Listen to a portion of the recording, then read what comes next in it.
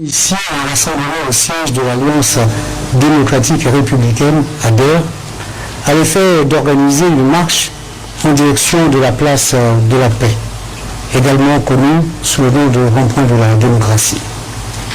La législation en vigueur en matière de réunions publiques dispose que celles-ci sont soumises à l'autorisation préalable du département ministériel dont j'ai la charge, et non en une simple information. En l'espèce, par lettre déposée dans mes services, sans date, ni numéro, et sans les identités des organisateurs, ni leur adresse complète. Les responsables des partis politiques ci-après, ADER, CDJ, PSD et UN, faisant fi de cette exigence légale, ont cru bon simplement d'informer le ministère de l'Intérieur pour requérir l'encadrement des forces de l'ordre.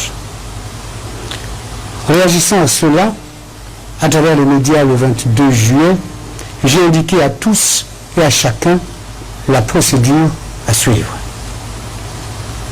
En dépit de ce rappel des termes de la loi, ces responsables de partis de l'opposition ont donc appelé leurs adhérents à cette manifestation non autorisée, cherchant en réalité un motif de confrontation avec les forces de sécurité pour attirer manifestement sur eux l'attention de l'opinion nationale et internationale.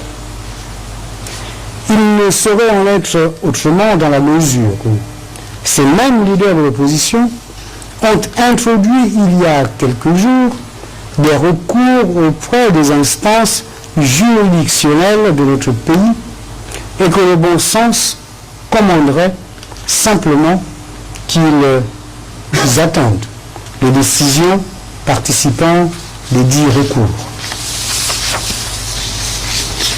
Il est à noter que leur démarche de ce jour apparaît comme une sorte de barreau d'honneur, entendu que le soulèvement et l'adhésion du peuple à leur dessein de destruction du pays ne prospèrent pas.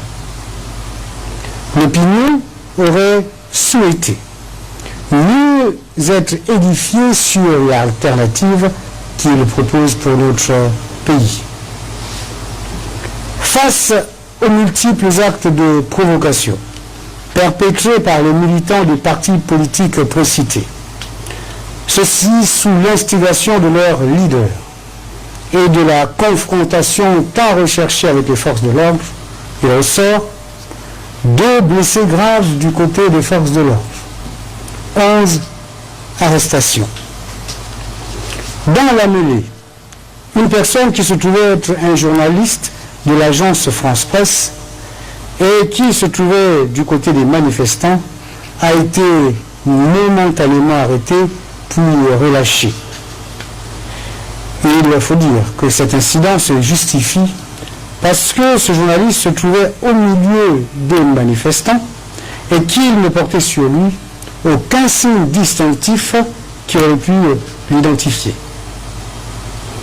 Quant à la prétendue utilisation de balles réelles sur les manifestants, je tiens à démentir avec la plus grande vigueur cette allégation qui ne repose sur aucun fait. Voilà, mesdames et messieurs de la presse, l'économie de ma communication de ce jour. Je vous remercie.